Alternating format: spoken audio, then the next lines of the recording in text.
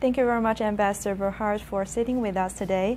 And as we know, 2 days from now, Taiwan's President Tsai Ing-wen will transit in Miami on her way to Panama and will stop over in Los Angeles on her return. And we know you're going to greet her in Los Angeles. So what are you going to talk about with her? Well, as you know, these are transits. They're not really visits or official visits.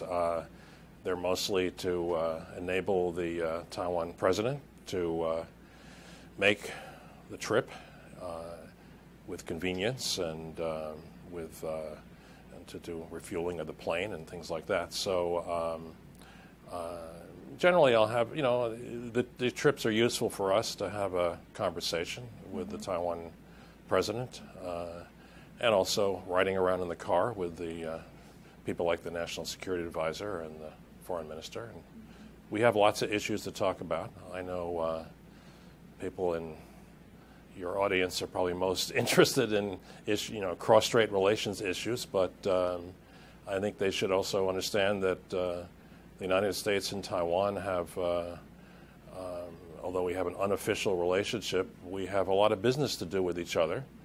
Taiwan's an important player in the world economy. It's our 9th largest trading partner, which is extraordinary for an island of 23 million people. We have more trade with Taiwan than we do with Italy or Brazil or India or other places that are enormously larger countries. Lots of American investment in Taiwan, lots of Taiwan investment in the United States. We have lots of trade and investment issues to talk about. We cooperate on a lot of things around the world, public health issues, helping refugees in the Middle East. So we have lots of things to talk about that may not necessarily have anything to do with China. Yes, so. But among all those issues, in your opinion, what are the most urgent ones that need to reach mutual understanding between Taiwan and the United States at this very moment? I think, we don't necessarily have any urgent issues right away. We have as in any relationship, there are issues that in many cases go on from year to year, and you make progress on them, and you hopefully keep moving them forward. So that's all I'll say about that. Okay. Yeah. And on May 20th, President Tsai Ing-wen was sworn in, and you were a member of U.S. delegation to Tsai Ing-wen's inauguration. So what did you do in Taiwan? Well, that was a great honor to be part of that delegation, and we had a strong delegation, and we had led by our former U.S. Trade Representative, Ron Kirk, and by our former Deputy Secretary of State and Director of National Intelligence, John Negroponte. So, trade relations, security relations are sort of two key aspects of any relationship, and so we had very senior former figures from both sides. The day on President Ma Ying-jeou's last day in office, we met with him, and we complimented President Ma on the great improvement in U.S.-Taiwan relations over the 8 years of his term. We also very much complimented President Ma on the progress that he had made in stabilizing cross-strait relations. And we have always believed that that stability of cross-strait relations was, in fact, provided an important basis for important sort of political space, you could say, for the progress that we made between Taiwan and the United States as well. So that was a very cordial meeting, one of his last official meetings. We then, that very same day, the day before the inauguration, President Tsai invited our delegation of 5 to her private residence for a lunch a meeting that went on for 2.5 hours. And I would say that very kind gesture very much, I think, sort of symbolized the importance that U.S.-Taiwan ties have. And then we attended the inaugural activities on the 20th. Mm-hmm. And in her inaugural speech, President Tsai Ing-wen did not explicitly recognize the so-called 1992 consensus, nor the one China policy. Neither did she deny it. So many are saying Tsai Ing-wen was deliberately muddying the waters. Do you agree? I think that she showed a fair amount of flexibility in what she said. If you compare her remarks with the earlier remarks she made here in Washington, she took a few steps forward. I think, this is an issue in which flexibility, creativity are important, I think, have always been important, not just now, but have always been important for both sides of the strait. And frankly, a certain amount of ambiguity has always been important for both sides of the strait. There was a lot of ambiguity in the understandings reached between the Ma administration and China as well, and probably a lot of muddy waters there too. Do you expect the way she handles cross-strait affairs, the tone she talks about sensitive topics will change in the future as a president? Look, we had an election period. People make a lot of strong statements during election periods. We had the transition period in between, and now she's been inaugurated. I think it's very important. This is an important period for both sides, for both Beijing and Taipei, to carefully watch each other's actions and statements. And I think I'm not going to predict exactly what Tsai Ing-wen's going to say tomorrow or a month from now, and I don't know what she's going to say. But I think that it's very important for both Beijing and Taipei to keep open minds, and very important to maintain communication. Communication, one of the things that we, the United States, prized very much after Ma Ying-jeou took office was the restoration of regular communication across the strait. That's very important if the two sides have that are talking to each other, if they have that communication, that means that miscommunication, misunderstanding, miscalculation can all be avoided. And the lack of that communication was something that sometimes made us nervous during the Chen Shui-bian period. Yes. So that's why it's important to not lose that. And so I hope that Beijing also understands that and wants to continue communicating. Because if communication nothing is going to be fixed without continued communication, and nothing is going to continue without it. Yes, that is what I'm going to ask. So recently, as you've just mentioned, we've noticed the talks across strait has been suspended. And obviously, after Tsai Ing-wen took office, the cross-strait relationship is not as warm as it was under the Ma Ying-jeou's administration. So are you worrying the cross-strait relationship will return to the tough period under the Chen Shui-bian's administration? I think it's unfortunate that Beijing decided to discontinue or to suspend the talks. As I said, communication is important. I think Chinese do seem to have good ways of figuring out how to communicate with each other, whether publicly or not. So I hope that the two sides can find some way to continue communicating. I think that's very important. Speaking of that tough period, you were the U.S. representative in Taipei when Chen Shui-bian was elected as president and took office. That's right. So as far as we know, you helped ease tensions in those days. So what did you do, and what lessons we can learn from your experience nowadays? During the period between President Chen's election and his inauguration, we met many times. And we talked about how he was going to deal with the mainland. We talked about other issues. I don't know if it helped, but I think I had just come from Shanghai. And so in Shanghai, I had a very good relationship with Wang Daohan. And I had met with him many, many times. And so I had a pretty good understanding of how China saw the issues.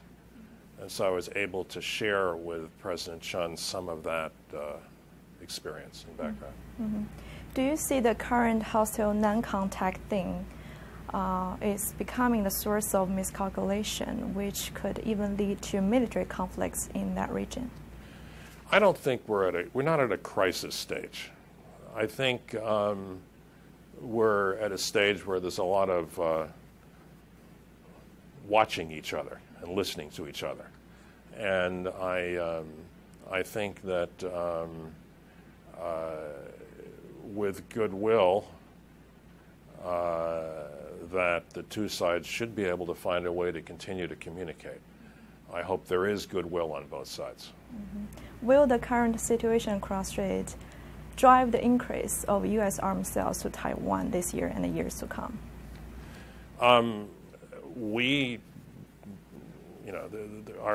decisions on arms sales, our decisions on training for the Taiwan military, or on consultations with them, is not driven by events that occur from year to year.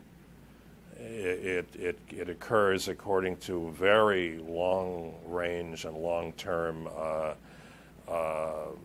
interaction between our two militaries, looking at what Taiwan's long-term analyses of what Taiwan's needs are over a long period of years. It doesn't react to that way to sort of current events.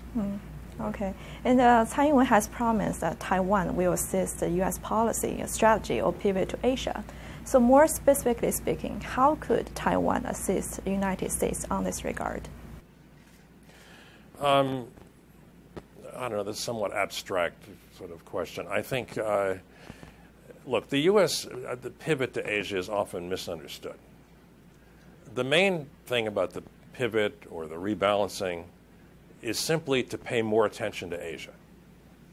That's what it, essentially at the beginning, that's what it really meant.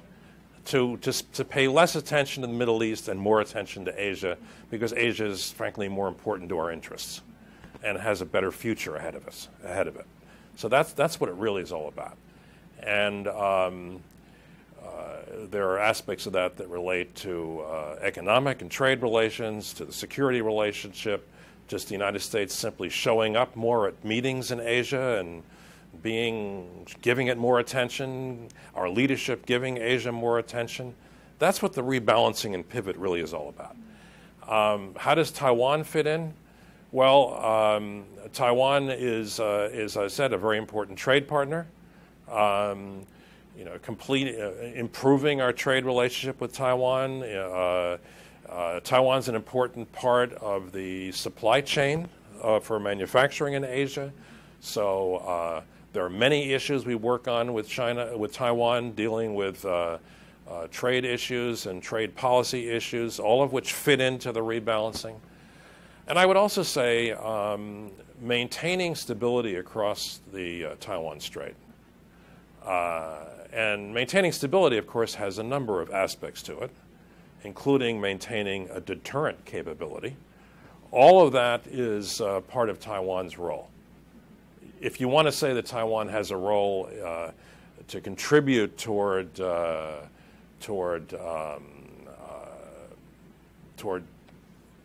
our, well, not toward the, contribute toward our overall goal, which is a stable and productive and prosperous Asia-Pacific region, I would say that Taiwan has, part of Taiwan's role is to keep the strait peaceful. Mm-hmm. And also, we've seen there is a rising tension on South China Sea. Mm-hmm. And on this issue, Taiwan, China, and the United States are all stakeholders. So from the U.S. perspective, what kind of role should Taiwan play on this matter? Look, we don't have any sort of specific request of Taiwan.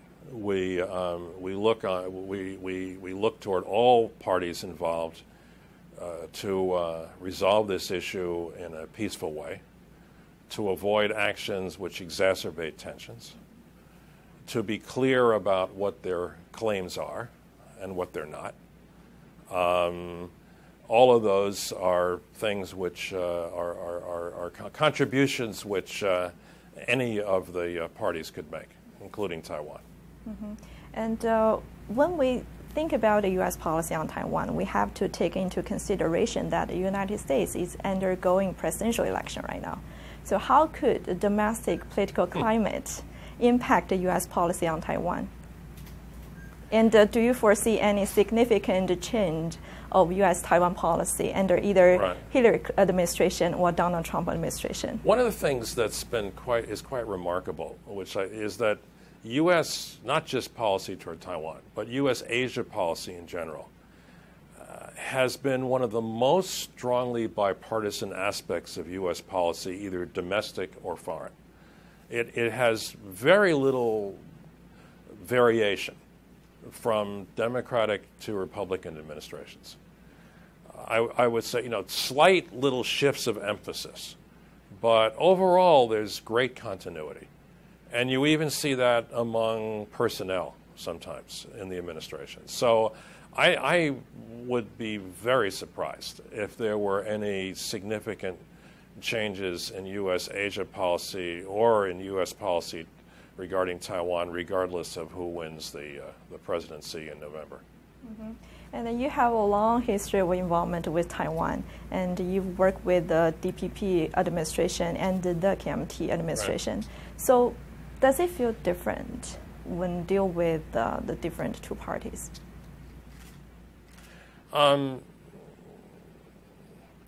really. I mean, we talk about the same issues and the same things.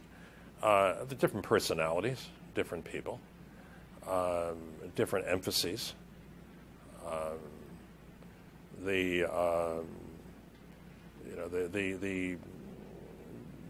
KMT, particularly under Ma Ying-jeou, had a great interest in the Republic of China history, ROC history, its contributions during the Second World War, those kind of things.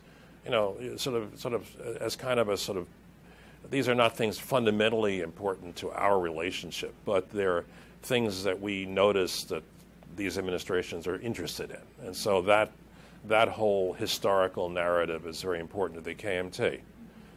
In the case of the DPP, it's the emergence of democracy on Taiwan and the fight for democracy on Taiwan. That's their historical narrative. So, but those are more sort of the background painting of the relationship rather than the core of the relationship. The economic issues, the trade issues, the security issues, Taiwan's place in the world, helping Taiwan with its place in the world, helping Taiwan to continue to be able to have the ability to determine its own future. All of that, all of those sort of key sort of policy goals are really don't change. Prior to being the director of the AIT, you served as a consul general in Shanghai.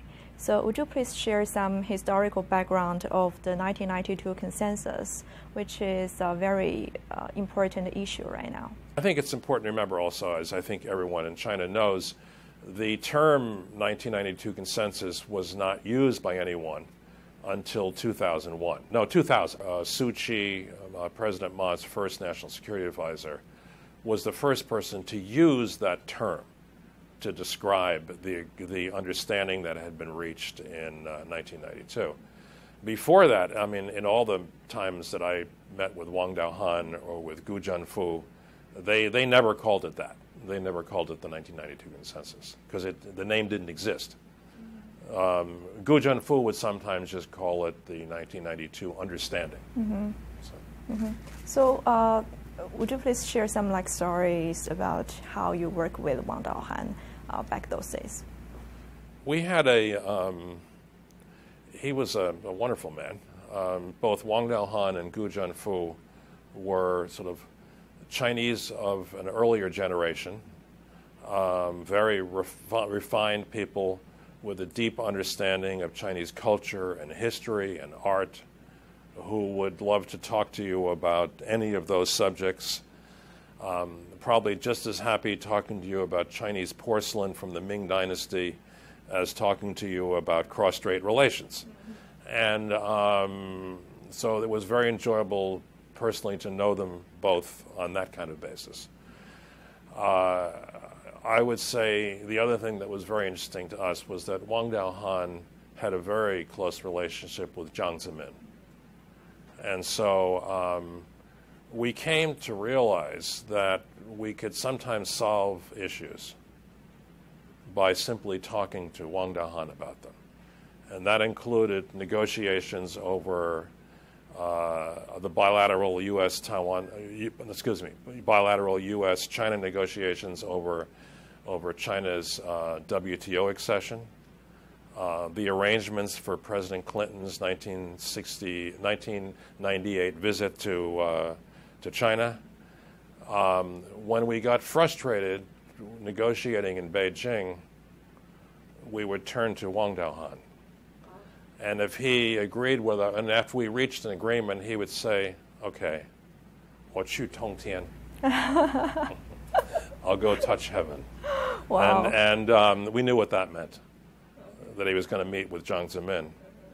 And then the problem was solved, and the foreign ministry in Beijing never knew what happened. That is very different from the work style of the Taiwan administration, right? No, I don't know. That is, I think it's a Chinese work style. Yes. Okay.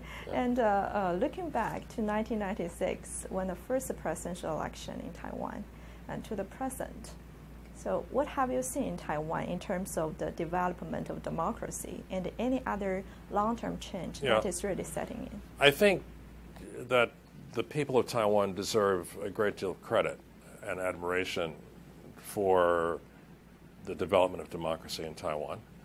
It shows that not only did Taiwan have developed economically, but it also developed politically. And we see that not only in having free elections, but also in a very free press. Sometimes rather wild press, but it is a free press. We see it in the development of civil society, whether it's labor unions or women's organizations, youth organizations, groups of all kinds in Taiwan, NGOs. They're free. They don't have to belong to some kind of party-controlled network or framework. They're free to express the views of their members. And I think Taiwan should be very proud of that. And what we just saw in Taiwan in terms of the election and the inauguration was the third time that Taiwan had switched from one political party to another. And that's the ultimate test of whether you have a democracy. And what we also saw, and we heard from both sides, from both the KMT and the DPP, was that the transition had worked pretty smoothly. There were always some tensions, but basically it was smooth. The outgoing administration cooperated, briefed the new incoming administration, shared documents, shared secrets. That's the real test of a democratic system, and it worked pretty well. So I think all of that, and it worked better than last time, and last time worked better than the time before. So that's progress. Yeah. And when we look ahead and think about the future of the relationship between Taiwan and China, there have been talks about the possible models, such as EU model or Finland model. What is your thought on this? I remember my former boss, Winston Lord, who was ambassador in Beijing when I was there, said that Americans are not smart enough to be able to figure out how the Chinese on the two sides of the strait should work out the relationship with each other. I think that wisdom still applies. I think that, we made a commitment to Taiwan in 1982. We made several commitments, but among them was that we would not try to mediate, and we would not pressure Taiwan in any way on negotiation with the mainland. And I think those were good commitments. I think those were commitments that probably Beijing wouldn't have any argument with. I think we need to. Again, going back to your questions about the 1992 consensus, whether it's the 1992 understanding of Gujianfu or it's the 1992 consensus or some other formula, it's not our business to have an opinion on that. The formula that the two sides use in order to be able to have talks, that's something that they have to figure out. It's something that's inherently embedded in the history of relations between Taiwan and the mainland and the whole history of the Chinese Civil War. And so it would be inappropriate for the U.S. to try to get involved in that negotiation process, or to have an opinion about one formula or another. Okay, thank you very much, Ambassador. Pleasure talking to you. Yeah. Thank you.